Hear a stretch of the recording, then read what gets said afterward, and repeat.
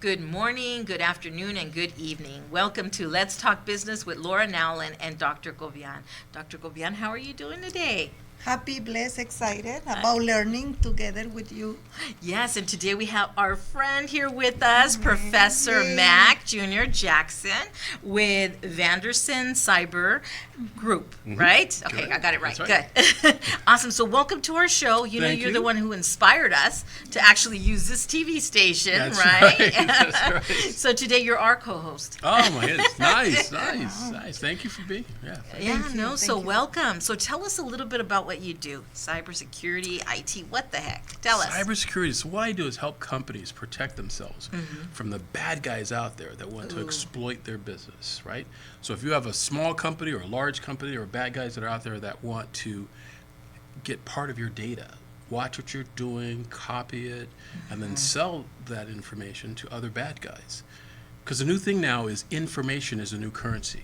That's the new money, is information. There are bad guys that would want to take your customer list, your contacts, more than the cash out of your drawer. Because that information they can turn around and sell to other bad guys that can exploit those customers and employees and vendors. How did you get into this? How long have you been into this, right? Yes, over 30 years Wow. put into it as a Definitely programmer. expert, yeah. As a programmer myself and as an ethical hacker. So I've actually studied with other hackers on how they do what they do. And it's absolutely amazing. But this is not new. This is something that's been going on for thousands of years. We just have technology now to make it more exploitable. Now, when you mention they want to take your data, they want to take your money, whatever, what about content? Let me ask you, in my case, I have been building content for talleres, workshops. For workshops. Workshops. For workshops, for classes, I have almost 50 different ones that I have been working on really, really hard. I mean, imagine 10 years. And recently I met someone who was there when I was teaching a workshop, and he said, "Oh my God, Dr. Kobian, do you have an idea how much that knowledge is?" So I didn't understand. I said, Yes. "I don't understand. Are you telling me that I'm undercharging my workshop?" No. That content that you have, those videos that you have, those classes that you have been writing, all those PowerPoints, those can be sold like crazy and make a lot of money. And I'm like, I mean, for me, this is new math. I'm like, what is this guy talking about? Yeah, Can you elaborate a little bit about Sure. that? So people, because I know there are other companies like me, they have a lot of information too. Sure, that would be called IP content, intellectual property, right?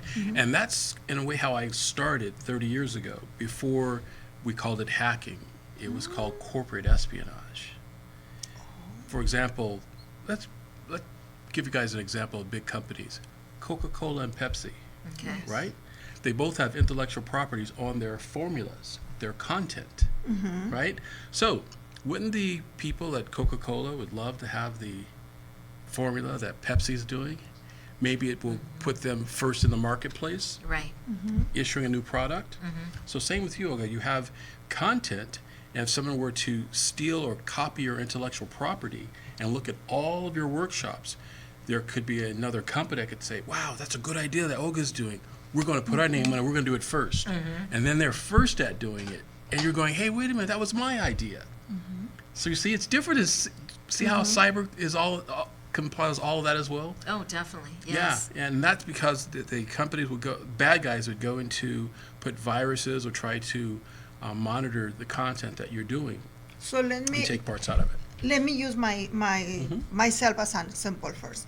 Let's say that I hire you, okay?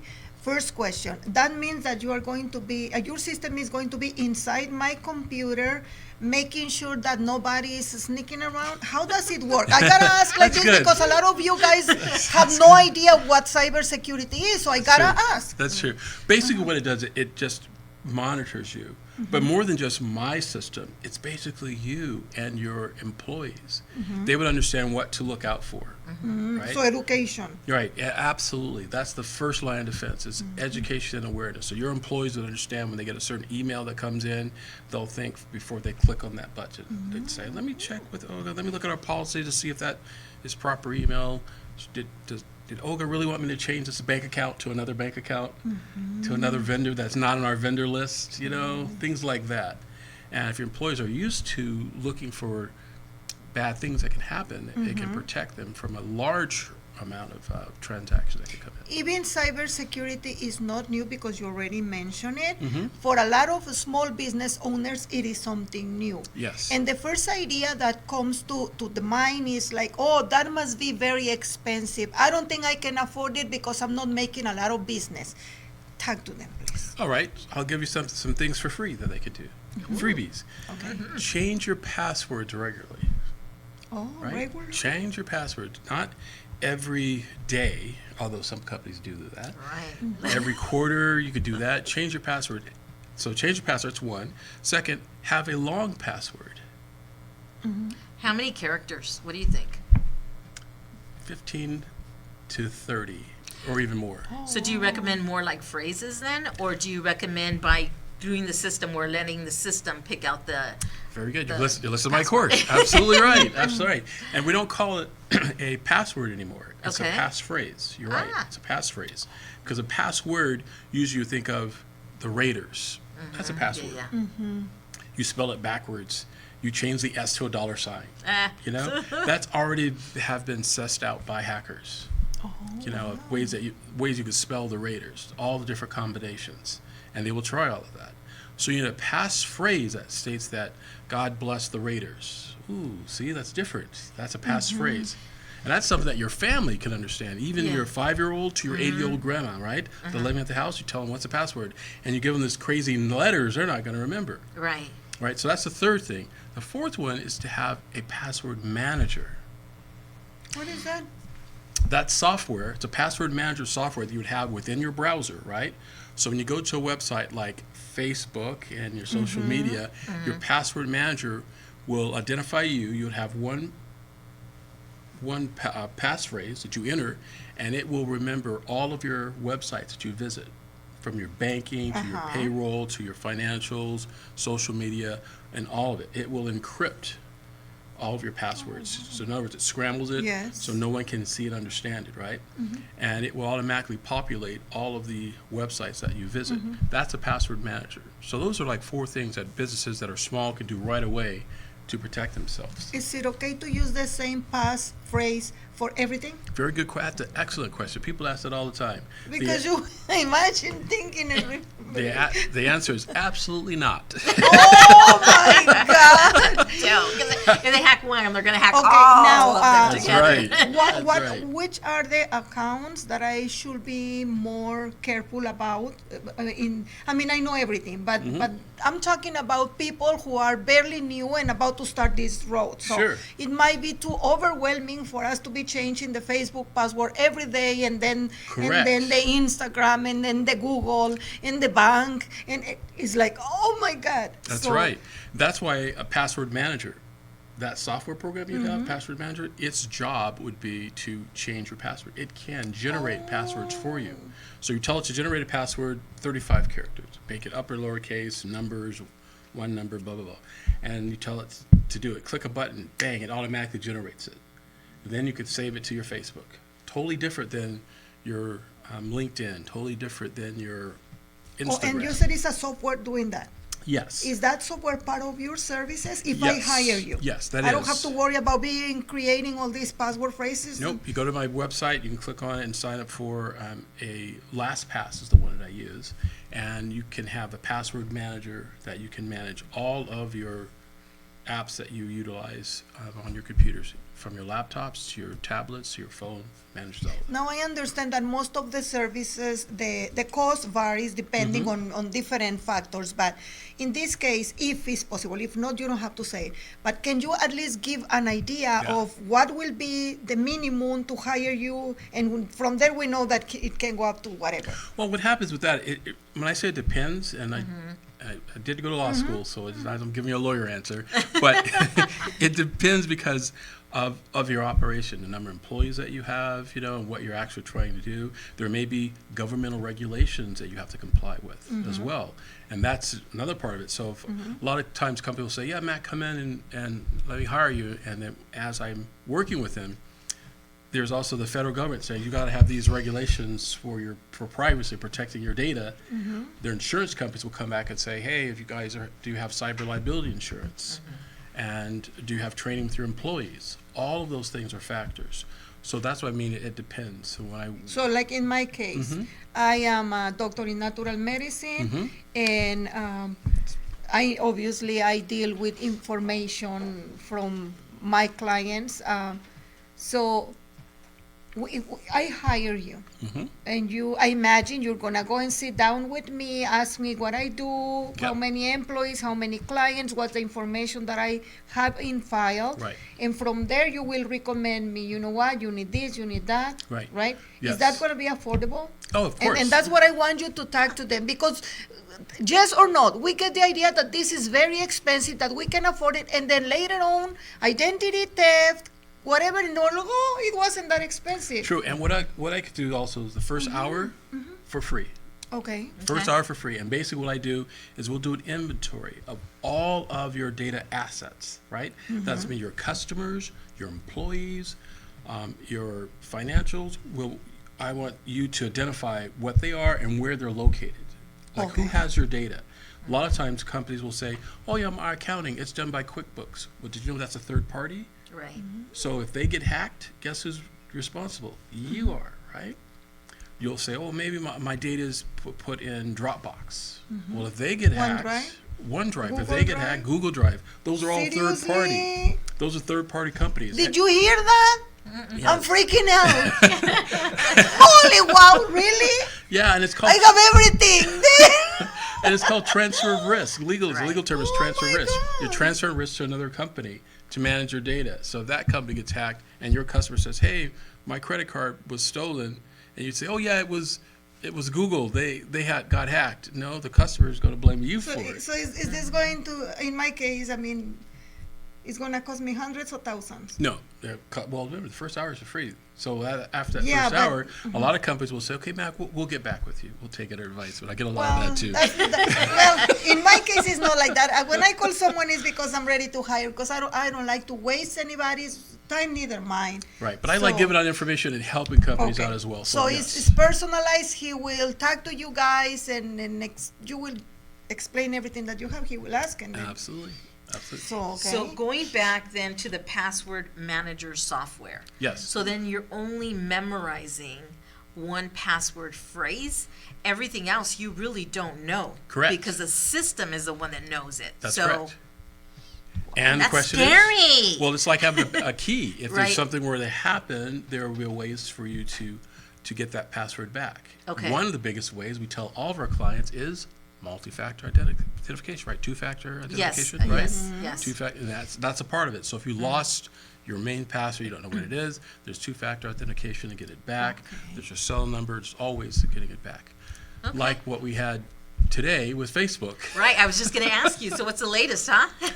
I've heard that they were down for a few hours on Facebook. I noticed that this morning. But when it happened to me, what I did was went through my Facebook password security, and I changed my password using my password manager.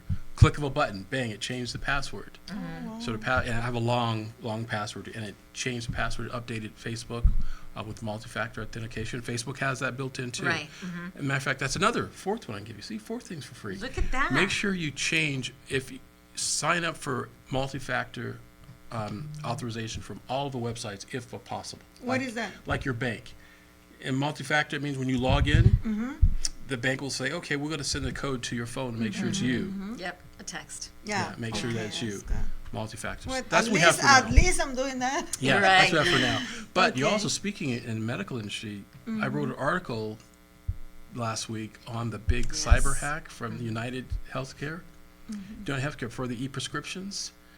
That system was hacked across the country. Patients couldn't get their right prescriptions. today, there's still many who can't even get their medication. Right, because they got hacked. So people go to the pharmacy to get their medications, and they're paying outside of their insurance. So now they pay thousands of dollars more because the insurance companies can't verify they're a real patient. The content that you have record or the content that you have write in articles, is it available in your website? Absolutely. I have a website. Can you share your available. website? Yes, I sure can. Okay, go ahead and share it, and then we're going to go to commercial, and then we'll be right back. All right. Go ahead. It's at MackJacksonJR.com. That's MackJacksonJr.com. You'll find information on how to protect your business from the fastest growing crime of the 21st century. Okay, we'll be right back. Introducing See Us Now Staffing, led by yours truly, Laura Nowlin. As the founder and president, I bring over 17 years of expertise in sourcing for talent, building winning teams of professionals, marketing, and workforce development. At See Us Now Staffing, we're not just a staffing agency. We're your strategic partner in building a winning team of professionals for your business. My passion for community service extends to connecting entrepreneurs with local resources. Recognized by the Small Business Administration as the 2022 Nevada Family-Owned Business of the Year, we're not just changing the workforce landscape, we're defining it. Hello, this is Dr. Kovian.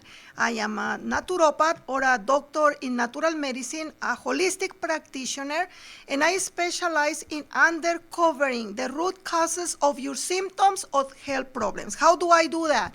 Well, I use the electromagnetic resonance technology, same thing that CAT scan and MRI uses in the hospital.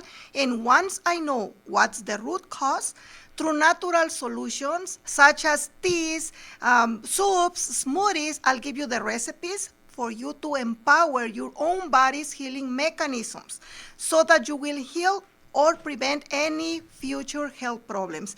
You can reach me out here in Las Vegas. My number is 702-365-8000, or you can look for Balance, Salud y Vida. I have a website, I have social media, but 702-365-8000 is the best way to reach out to me. I will help you better your health, prevent any illness, increase your energy levels, reduce inflammation, pain. You will feel amazing. It will be a pleasure to serve you.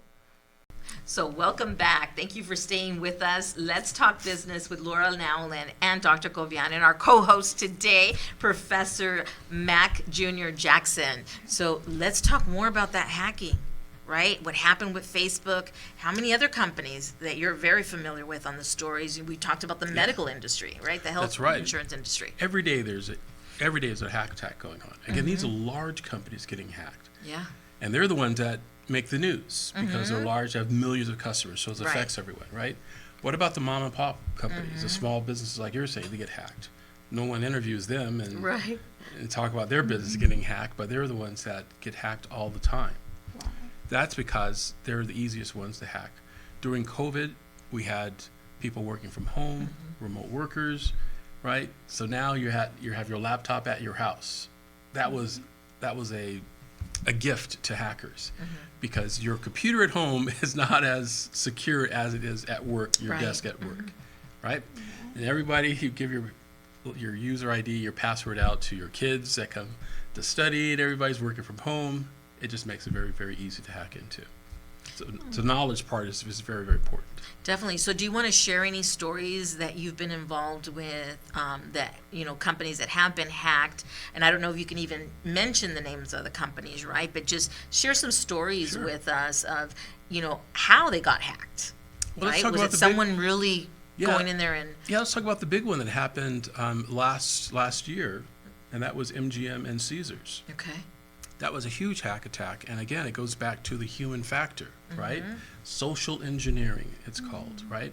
When you can manipulate the person in front of the computer, human, to do something that they think is right, right? And so the bad guys were able to get the tech support to give them a temporary password that allowed the hacker to go in and change the password. It was admin password.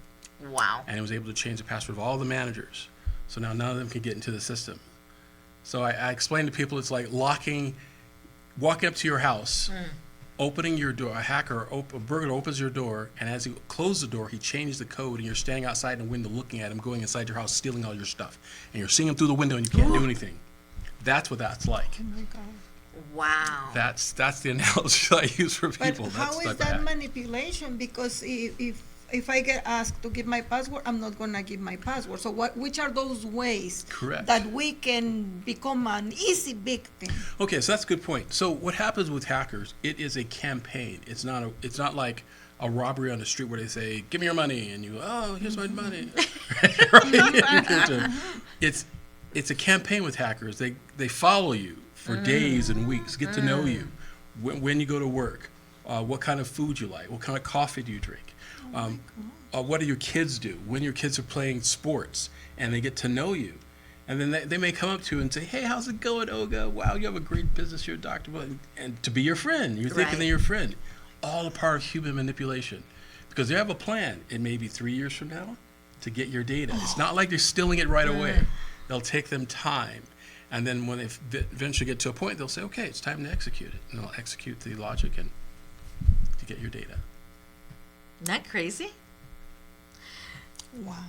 So It really what, I know that you have a website, and I've read your newsletter. You have a newsletter going out. Yes. And so just helping, educating the community. Share a little bit about how they can get onto your newsletter, right? And so then that way they can receive it. Sure. So my newsletter is on my website at mackjacksonjr.com or my company's website, and that's vandersoncybergroup.com. Both companies will send you to, my newsletter, or we can sign up for it. There's a paid version. There's a free one as well. So the free one, I give information out about what's going on in my articles, but the paid version, you can actually add comments and read what other people have said, how it has helped their business as well. Okay.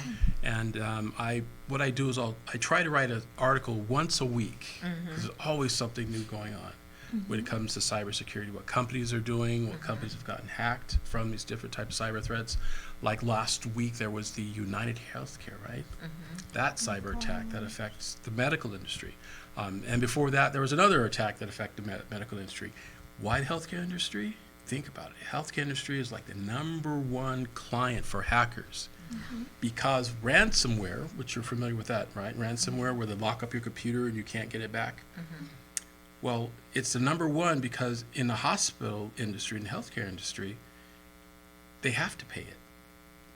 If it's a financial, they could say, "Forget it, we're not going to pay it. We're going to take the loss," and people are hurt financially. You're right. But they could try to make up for it. Healthcare industry, doctors can't access patients' information. Yeah. And patient can die. So the hackers know that. And they push that threat and that fear. Yeah. So the hospital administrator is saying, what do they want? $30,000? Well, it's cheaper to pay the $30,000 than to call the FBI. And that's nothing to them. They'll make it cheap. It's not like they'll hack ransomware and make it $3 million or your hospital is shut down.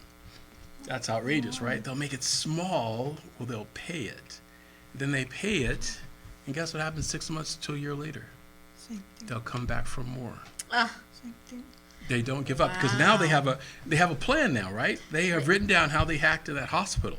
So they write it down how they did it, and then they go in the dark net and says, "Hey, bad guys, you guys want to make some money? Well, we got a plan for you. This is what you do to hack in a hospital." And then the bad guys pay them money. So now they made money twice. Wow. And then it spreads and they sell it. So when someone pays to get their information back, what guarantee do you have that they didn't keep a copy? Exactly. Obviously, they kept the copy. Right, they kept because Then what guarantee? You have no guarantee. That's right. There's no honesty amongst thieves, right? Right, there isn't. There's no honesty amongst thieves, and your data you get back could be scrambled, where the first name and the last name is swapped. Jeez. Or now it's a female instead of it's a male. Or Right. Oh my And you've already gosh. paid them. Yes. Yes, because there's nothing like, well, we're going to check our data first before you pay. No, because you got to pay them, and they'll do things like that. So right now with the health care industry, right now with the insurance industry that they've been hacked, are they buying patient information back one by one as they need it? Why are you still seeing that they're struggling in getting the information? Or is it because when they purchased it back, it was all scrambled? Well, it goes back to what Olga said earlier. It's not going to happen to us.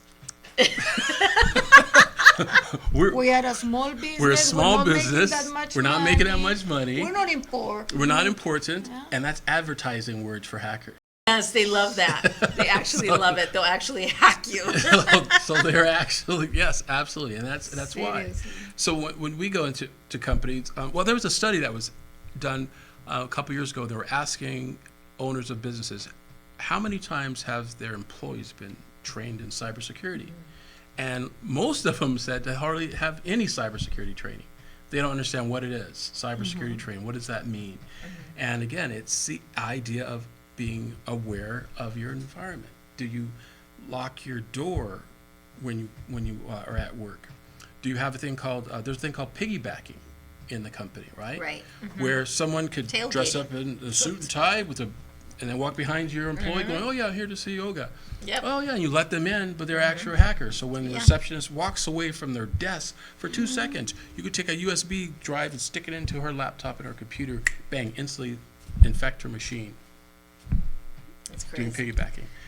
But people have to understand these things and have policies and procedures, and that's what we do. I will work with the companies to make sure that they have policies and procedures within their company and their employees are trained on how to protect themselves. Is it in your plans to have someone in your team who can also educate the Hispanic community about this subject? Absolutely. Absolutely. We're definitely working on that. And I guess I could say it, John, one of the persons I'm working on with is my brother.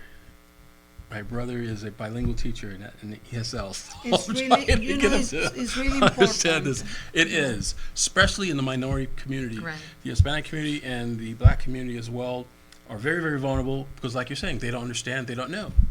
I'm trying to talk to churches in our community as well to understand cybersecurity. Especially this time of the year, there's income taxes, right?